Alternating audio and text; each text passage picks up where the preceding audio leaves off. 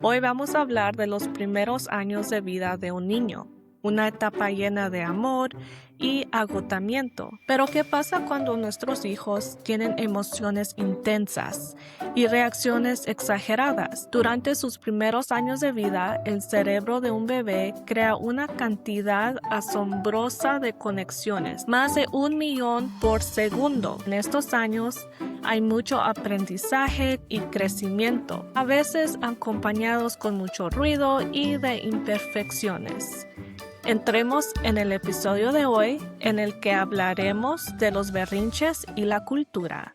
Bienvenidos familia al episodio de hoy. Estoy orgullosa de tener conmigo a María Luna y María Contreras. Voy a dejar que se presenten ellas mismas con ustedes, empezando con María Luna. Hola a todos, mi nombre es María Luna, soy orgullosamente primera generación mexicana estadounidense. Soy una terapeuta de matrimonio y familias y también soy una analista de comportamiento certificada. Tengo casi 20 años trabajando con familias y con niños y actualmente trabajo como directora de división en Fred Finch Youth and Family Services, que son servicios para jóvenes y familias. Trabajo con los programas residenciales y programas de crisis y también programas escolares. Buenos días, buenas tardes. Gracias por invitarme. Mi nombre es María Contreras. Estoy muy orgullosa de decir que trabajo al lado de Esmeralda, en la misma organización, National Center for Youth Law, y tengo mucho tiempo trabajando con jóvenes y muchachos para elevar sus voces y liderazgo. Vivo en Oakland, California. Soy inmigrante, nací en México y tengo 2 niños, un muchacho que acaba de cumplir 18 años y una niña de 5 años. Muchas gracias por acompañarme hoy, ustedes dos. Yo estoy lista para escuchar todos los consejos, los trucos y experiencias reales de ustedes, nuestras expertas de hoy. Mi primera pregunta se trata de expectativas frente a la realidad. Por ejemplo, mientras el bebé está en el vientre materno, 1 millón de pensamientos nos puede pasar por la mente, como ¿cuándo dormiremos? O ¿sí será buena madre? Me gustaría comenzar con tus expectativas, María Contreras, antes de dar luz. ¿Cómo imaginabas que serían los primeros 3 años de tu niño al lado de ti? ¿Y en qué se diferenciaba tu realidad a tus pensamientos? Muy buena pregunta. Creo que para mí fue muy diferente el embarazo y la realidad de mi hijo y de mi hija, porque cuando estaba embarazada de mi hijo era una jovencita. Entonces todos mis pensamientos se iban a cómo voy a hacerle para poder sobrevivir, para cuidar a este pequeño, cómo voy a estudiar, qué me va a pasar.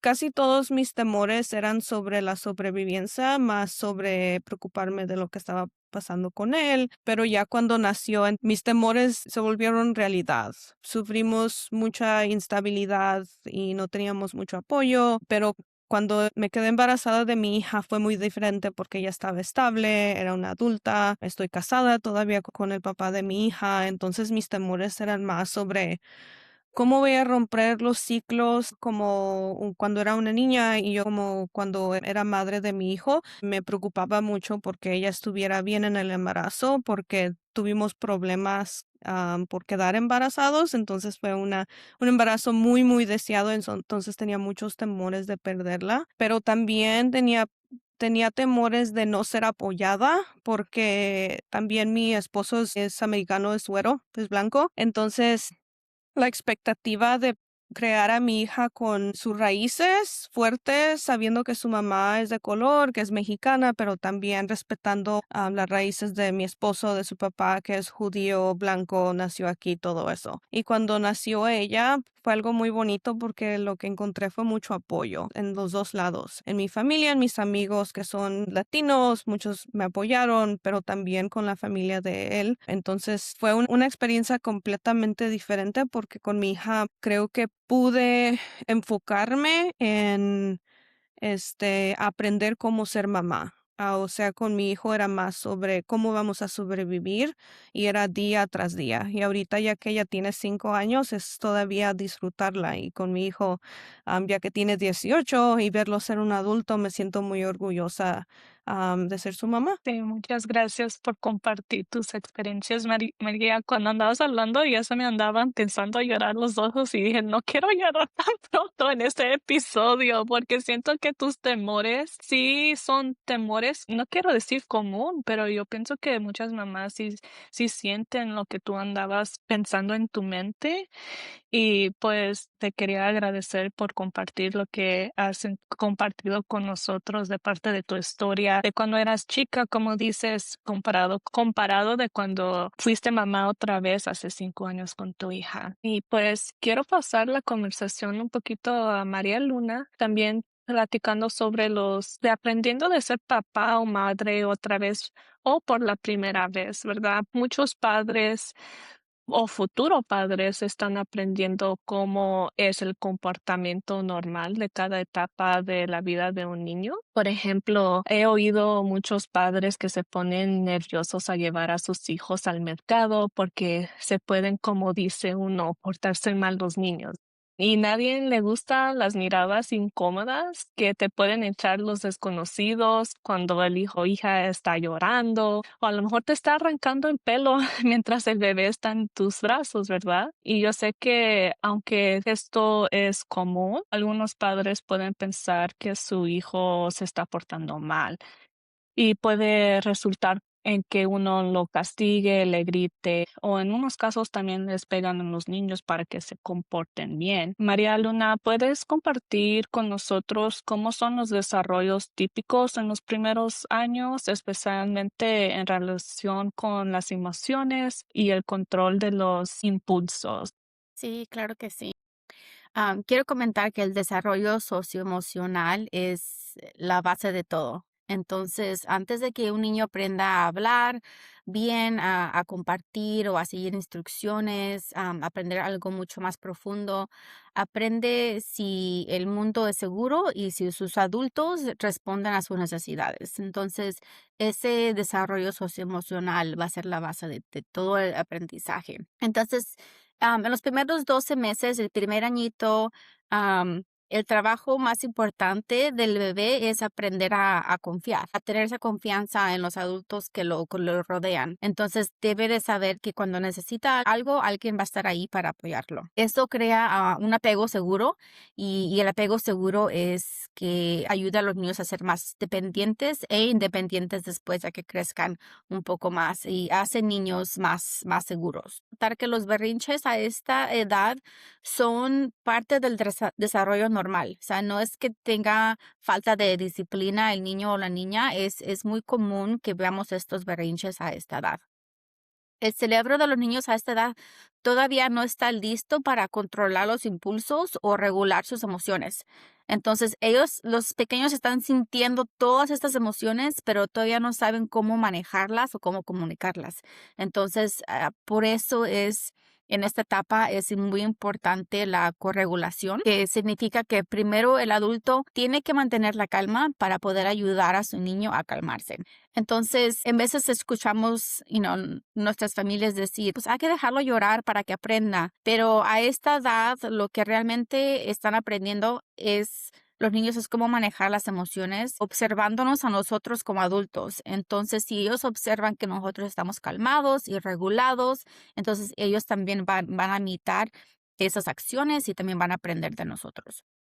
De los 24 a los 36 meses, o de 2 a 3 añitos, son cuando los niños empiezan a formar su propia identidad. Entonces van a escuchar cosas como yo solo, yo lo hago, es mío, no quiero.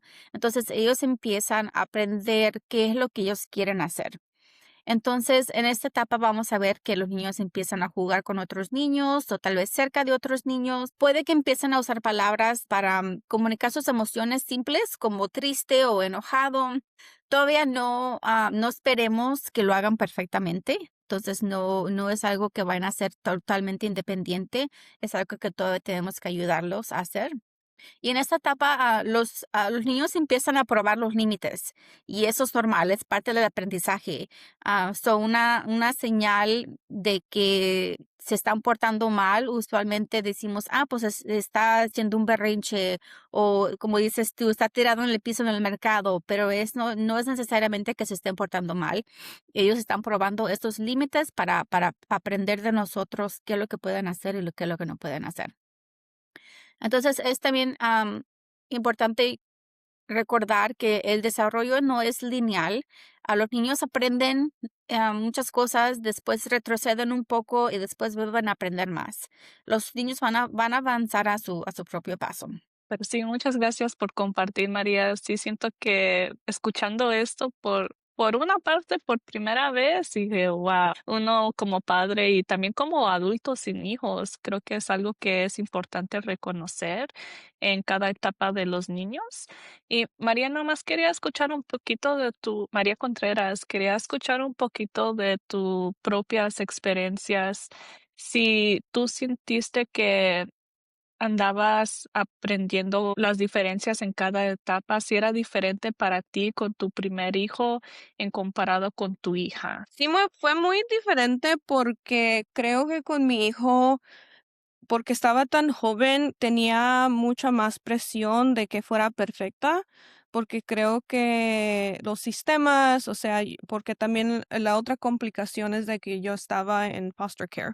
No sé cómo se dice en español, pero entonces siempre me sentía vigilada de que si gritaba, si no se portaba bien el niño, entonces reflejaba en mí mal, entonces siempre tenía quejas, o sea, no está haciendo, ves, no es una buena madre, entonces ella no debería, está muy joven para poder ser madre de este niño, tenía riesgo de que me lo quitaran, entonces yo tenía mucho miedo. Entonces creo que no pude disfrutar ser mamá de mi hijo porque siempre estaba aferrada a que todo estuviera bien. Y hay veces que también llegué a hacer cosas que no quería hacer porque yo temía que me reportaran o algo. Por ejemplo, en la casa de mis padres, foster, ellos creían que la mano dura era la forma de disciplina, entonces había veces que para poder educarlo me decían que le tenía que gritar, que lo tenía que poner en lo que dicen que se llama time out por mucho tiempo. Con mi hija fue completamente diferente porque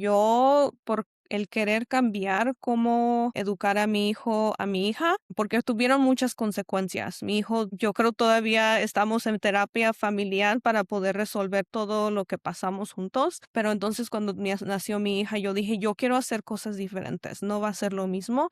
Entonces empecé terapia yo, empecé a leer muchos libros del desarrollo humano y todo lo que María Luna de lo que estaba hablando usted ahorita, empecé a aprender y me ayudó muchísimo porque entonces yo ya veía, así es como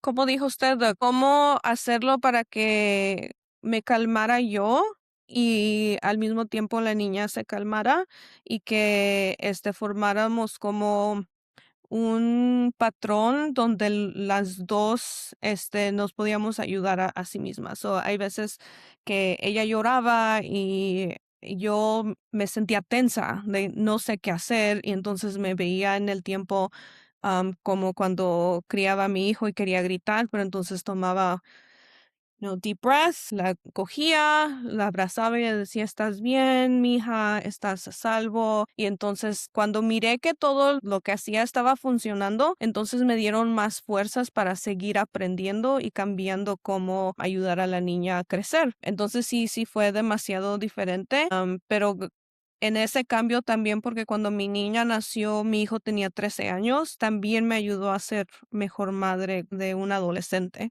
porque entonces yo también estaba cambiando cómo era para hablarle y ayudarle a él sobre la pubertad y salud mental y todo eso.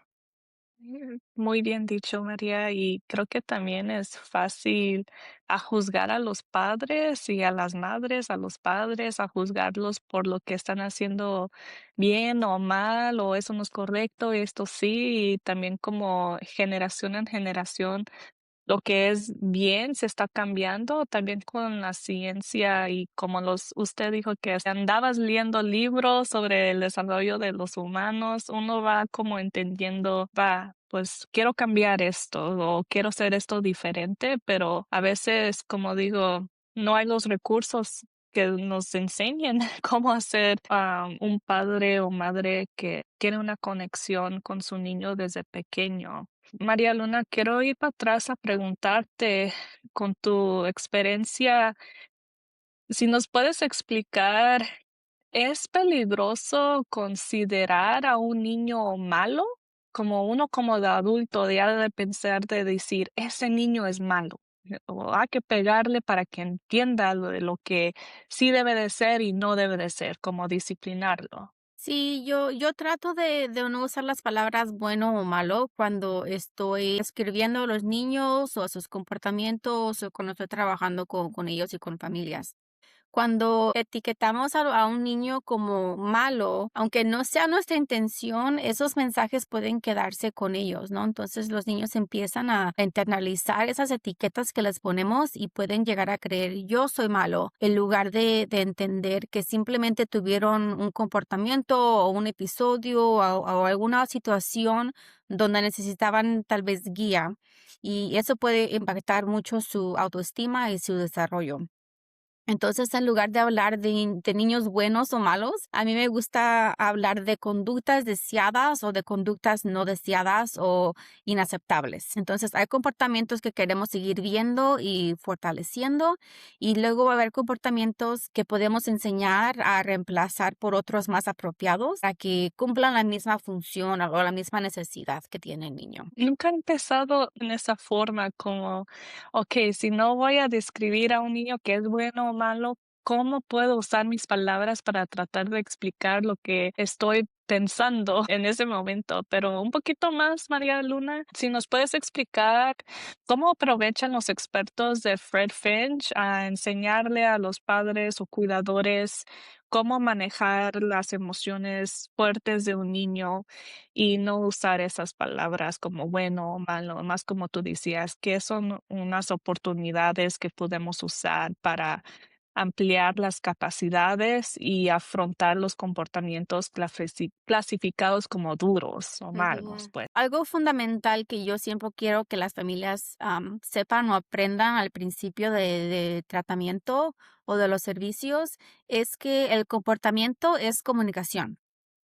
Y la comunicación no solo son palabras, son también expresiones faciales, es lenguaje corporal, son acciones e incluso es lo que el niño no te está diciendo. Entonces, cuando vemos el comportamiento como comunicación, cambia nuestra perspectiva de ese comportamiento, ¿no? Y del niño en general. Entonces, en lugar de preguntarnos por qué el niño se está portando mal, podemos preguntarnos qué nos está tratando de comunicar, qué es lo que nos quiere decir, qué necesita expresar el niño en este momento. Busca atención, busca conexión, descanso, ayuda, control, seguridad. Todas son esas cosas que los comportamientos nos están comunicando. Entonces, una vez que entendemos esa necesidad, podemos identificar lo que le llamamos conductas de reemplazo.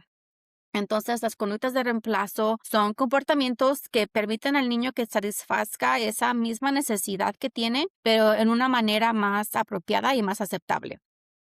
Entonces, esos son los comportamientos deseados, ¿no? Los comportamientos que queremos seguir viendo. Entonces, por ejemplo, si un niño empuja porque quiere un juguete, la necesidad no necesariamente es que él quiera empujar, la necesidad es que quiere acceder a ese juguete. Entonces, podemos enseñarle a pedir un turno, a usar sus palabras o a pedir ayuda y así podemos empezar a fortalecer esos comportamientos más deseados.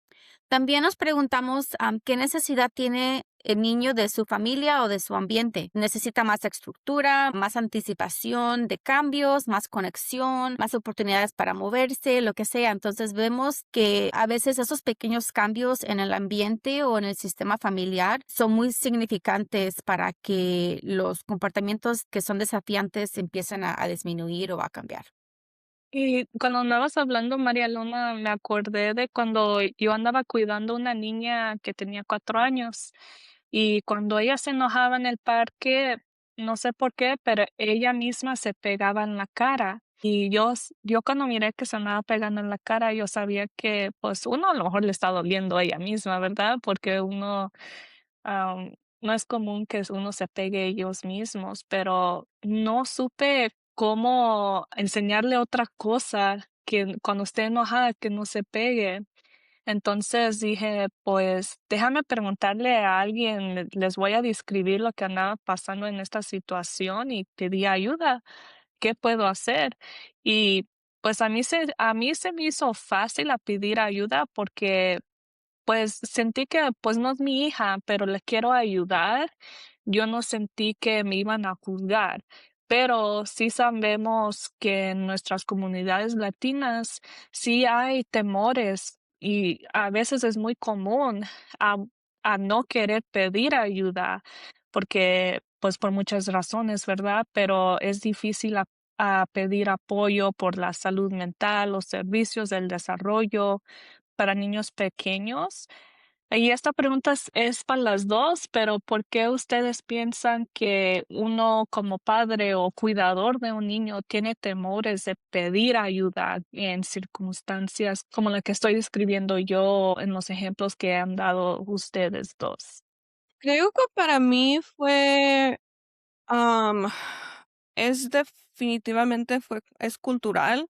Porque yo recuerdo que cuando era pequeña muchas de las cosas que mi mamá me decía y mis padres me pegaban o fue mucha mano dura, muchos castigos, pero siempre lo que decían es no quiero pasar vergüenza contigo, quiero que no estés saltando o jugando, quiero que quedes quieta cuando estamos en misa, cosas que ahora que ya tengo mis propios hijos, no es razonable que le pedamos a un niño que se siente que no se mueva y que no hable por tanto tiempo porque no es apropiado desarrolladamente. Creo que mucho de lo que yo sentía especialmente con mi hijo también fue de que todos me miraban.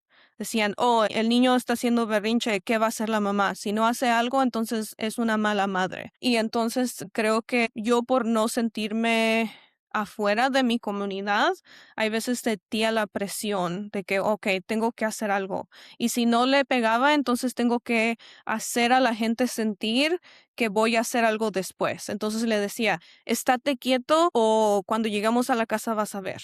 O jalarle, a mí lo que me hacían también es me jalaban las orejas o los pelitos aquí de los oídos. Entonces era mucha presión de sobre si tu hijo no se comporta perfectamente siempre, entonces quiere decir que tú no estás haciendo tu trabajo.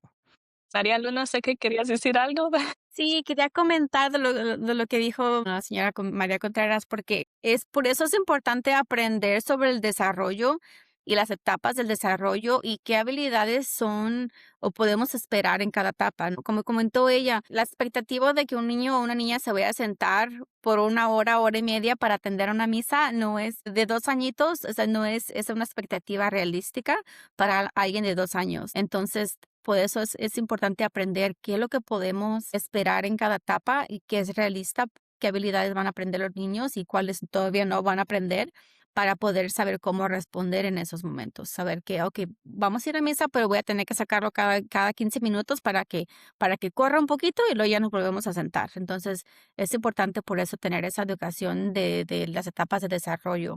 Y quería añadir que aunque creo que hemos avanzado mucho en reconocer y aceptar la salud mental, es todavía muy importante que comentar que la estigma es todavía un gran temor de muchas comunidades latinas. Entonces, todavía existe esa idea de que buscar ayuda para la salud mental significa que algo está mal con la familia o si buscamos ayuda para el niño, nos van a juzgar porque hicimos algo mal o no somos buenos padres. Entonces, creo que todos esos temores todavía son muy fuertes en nuestras comunidades. Y en esa misma línea de pensamiento y conversación, ustedes dos, ¿cómo pueden los profesionales que sí están trabajando con la salud mental, pueden ganar la confianza en las familias y comunidades que han tenido temores para pedir ayuda?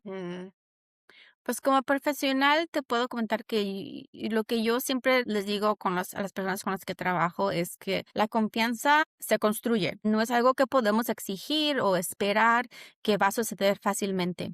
Entonces tenemos que primero escuchar, aprender y validar las experiencias de las familias y después ya podemos empezar a evaluar, ¿no? Creo que a veces queremos empezar al revés, queremos empezar a evaluar primero sin tomar ese momento de escuchar y aprender qué ha sucedido en la experiencia de las familias.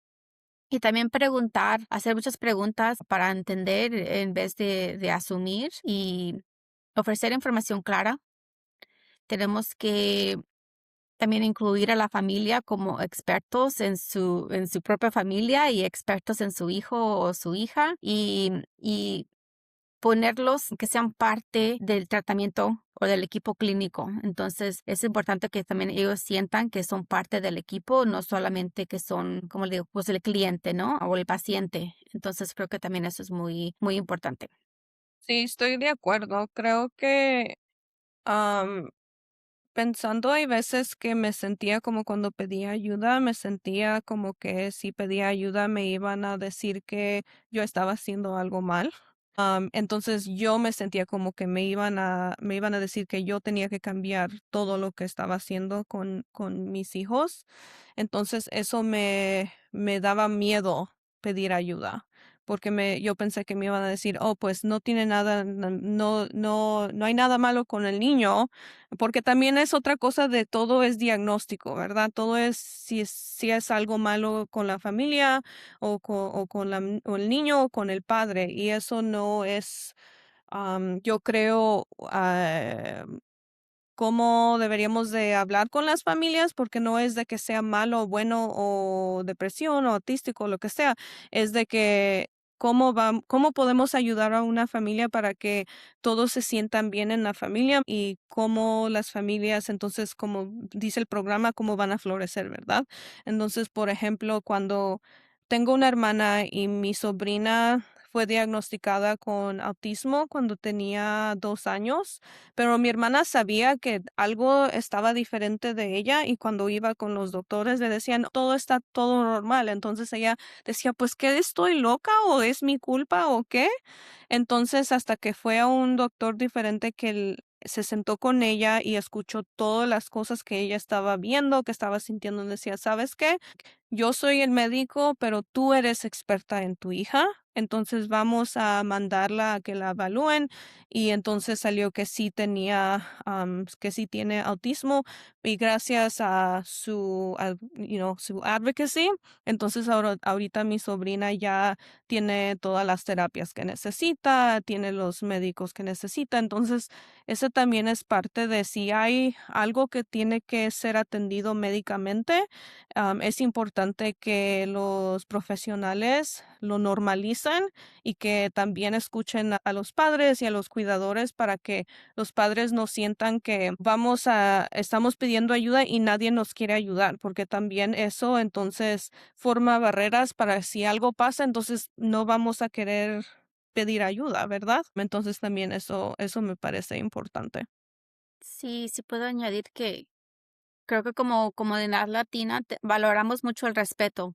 Y entonces, cuando vamos al doctor o algo, se nos hace en veces difícil hacer preguntas o, como en este ejemplo, buscar una segunda opinión, ¿no? Porque no queremos ser irrespetuosos o decirle no al doctor o, hey, esto no está bien, lo que me estás diciendo. Entonces, creo que también por eso a veces las familias no buscan ese apoyo porque no quieren no tener esas conversaciones con los doctores, pero es súper importante que las familias sepan que ellos son los expertos en sus familias y en sus niños. Entonces, está bien hacer esas preguntas o buscar esas segundas o terceras o cuartas opiniones hasta que encuentres a alguien que te pueda apoyar y ayudar en lo que necesitas.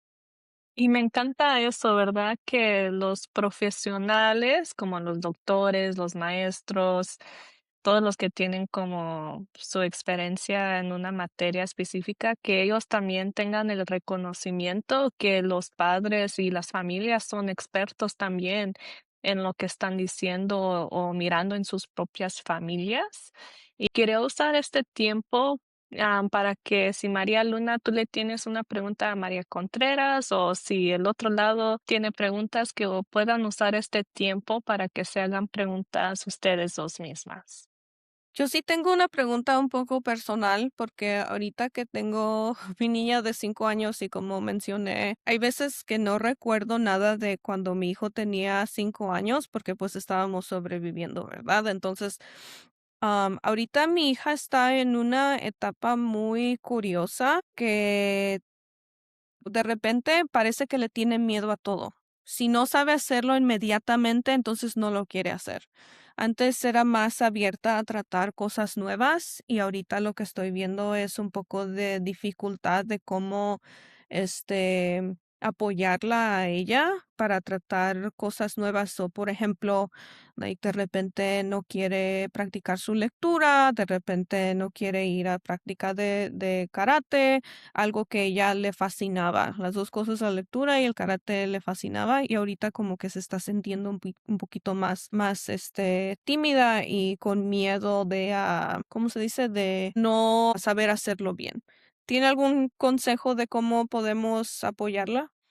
Sí, yo creo que sí te puede comunicar si algo pasó o algo cambió, que por eso está así que no quiere ir al karate o que no quiere leer. Tal vez si trató de leer en la clase y alguien se rió de ella, puede que eso tenga mucho que ver, ¿no? Entonces esa autoestima empieza a dañarse un poco. Igualmente en el karate, tal vez si algo pasó en el karate, no pudo hacer algo, tal vez le llamaron la atención o alguien se rió de ella o se lastimó. Entonces no sé si puedas tratar de hablar con ella, hacerle esas preguntas, tratar a ver si algo sucedió que que hizo que ya no disfrutara esas actividades. Y diría que, tratar de buscar maneras para motivarla, no presionarla, pero, hacer lectura un poco más, interesante o más divertido y encontrar algo con que motivarla. O que si vamos a leer este libro y ya que lo leamos, vamos a ir a comprar una nieve o algo así, ¿no? Igualmente al karate, tal vez decirle: "Yo voy contigo y me quedo contigo si usualmente no te quedas". Buscar esas maneras de motivarla un poquito y de enseñarle que está bien que no quieras hacerlo, pero dime por qué. O hay que intentarlo, vamos al karate y si cuando lleguemos no te quieres quedar, está bien, regresamos. Pero hay que contar esos pequeños pasos, y enseñarle que está bien que tengamos miedo, está bien que no quieramos hacer algo, pero hay que intentarlo primero o hay que comunicar por qué no quieres hacerlo y encontrar tal vez otra cosa que hacer. Muchas gracias. Me parece bien. Y yo tenía una pregunta también para María Contreras, porque comentó hace rato que empezó a ir a terapia y eso le ha ayudado mucho, pero creo que usualmente eso es muy difícil para personas, ¿no? Que de tomar esa decisión de ir a terapia y tienen ese miedo de que cómo va a ser, que va a ser incómodo. No sé si pueda comentar un poquito de cómo se sintió la primera vez que fue a terapia, sin dar muchos detalles, pero para que las gentes entiendan que sí es un poco incómodo y se da un poco miedo, pero no pasa nada, es algo que de verdad les puede ayudar. Sí, muy buena pregunta. Sí, sí se sintió incómodo y yo estaba yendo a terapia desde que era muy pequeña, pero cuando estaba pequeña no quería ir. Está muy resistente porque decía no quiero ir porque es una pérdida de tiempo o también mis padres no me apoyaban porque ya sabemos que el estigma en la comunidad latina también hay veces muy fuerte sobre la salud mental. Entonces ya cuando estaba embarazada de mi hija, entonces como que me dio un poco de depresión, porque yo los pensamientos que tenía era cómo, cómo voy a educar a mi hijo y me estaba muy preocupada de cómo se sentía él al ver de que iba a tener otro bebé y que iban a ser dos situaciones completamente diferentes. Entonces yo por la preocupación dije, tengo que pedir ayuda porque yo no sé cómo hacerlo yo sola. Y cuando yo hablo con mis familia o con mis amigos, me dan mis consejos, pero no son profesionales. Entonces yo necesito algo más concreto. Entonces busqué una terapeuta que me ayudó muchísimo y me ayudó a saber que muchos de los traumas que me habían sucedido a mí cuando estaba muy jovencita me estaban impactando ahora. Y entonces me ayudó ¿cómo se dice? A procesarlos y a conectarlos a lo que estaban pasando ahorita. Entonces era mucho de hablar y conectar y procesar con ella. Y al principio era muy incómodo porque, como se dice, yo le estaba diciendo todo lo que me había pasado, ¿verdad? Al principio. Y yo pensaba, ¿para qué? Si es una persona que yo no conozco, ¿cómo voy a confiar en ella? Pero al pasar del tiempo, vi cómo ella me estaba ayudando muchísimo. Y luego me ayudó tanto que luego le pedí a ella una recomendación para una terapeuta de familia, para que nos ayudara a mi hijo y a mí a reconectarnos, porque siempre hemos tenido una relación muy bonita, pero cuando nació mi hija sí miré que había como un pequeño de una ruptura, porque pues cuando ella nació, pasó lo de la pandemia del COVID, no podían ver amigos, él era un niño muy social, ya no podía hacer deporte, tiene una hermanita que tal vez quería o no quería, estaba en medio de la pubertad, muchísimas cosas estaban pasando alrededor de él y entonces él empezó a, ¿cómo se dice?, a empujar, no quiero hablar contigo, no me entiendes. Desgraciadamente se empezó a meter en problemas, empezó a usar drogas para poder, ¿cómo se dice? Like coping con todo lo que estaba pasando. Y entonces buscamos una terapeuta de familia y eso realmente nos salvó a nuestra familia. Así que lo que yo diría es que cuando las familias están pasando por algo difícil, es muy, muy importante buscar a un profesional para que les ayude porque todo esto es muy común. Cuando yo empecé a hablar de estas cosas con otras personas, me decían, nosotros nos pasó algo similar, pero la cosa es que no hablamos por el estigma y por el tabú, pero entre más hablemos de esto, entonces más común va a ser y más normalizado va a ser también y mejor para nuestra salud de familia, pero también individualmente y para la salud de nuestros bebés. Sí, es difícil a pedir ayuda y aceptarlo en el principio y a veces sí se trata de seguir buscando ayuda hasta que nos ayuden de verdad, ¿verdad? Porque a veces uno puede ir a buscarlo y no va a trabajar y uno se puede desanimar y no tratar otra vez, pero yo también como María Contreras está diciendo sus experiencias, realidades con la terapia, yo también puedo decir que ya cuando encuentres a tu persona, a tu terapeuta, o alguien profesional que te pueda ayudar por esto y sirve y vale la pena a sentirse incómodo en el principio porque ya en los años largos, porque a veces sí dura unos años, ¿eh? A veces las cosas no se arreglan en una noche, pero sí vale la pena de poder como ya por fin respirar y decir, ya estoy en una diferente parte de mi vida, pero estoy feliz que sí fui a buscar a la ayuda y que sí trabajó por mí, pero es como estamos diciendo ahorita, sí hay temores, sí hay barreras, sí hay muchas cosas que nos pueden impedir a buscar la ayuda y también a recibirlo porque después es hacerlo más consistentemente. Pues muchas gracias a los dos para poder preguntarse preguntas a ustedes dos mismas para ya que nos andamos acercando a terminar el episodio. Quería preguntarles a las dos si podían, los que están escuchando, si hay un mensaje que querías transmitir a los escuchadores del podcast. Bueno, yo tengo dos mensajes, si puedo. El primero es que como me contaste hace rato, es que si buscas apoyo, buscas ayuda y no conectas con el terapeuta, busca otro, porque no todos los terapeutas son iguales. Tal vez no conectes con el primer terapeuta. Entonces, si no tienes esa conexión, busca otro, porque hay muchísimos terapeutas que pueden apoyarte. Y el segundo mensaje es que lo que he aprendido es que los niños no necesitan padres perfectos. Los niños necesitan padres que sean presentes, que los entiendan, que los oigan y que están ahí para apoyarlos durante momentos difíciles. La crianza no es perfecta y buscar apoyo no es ninguna señal que eres débil o que has fallado como padre.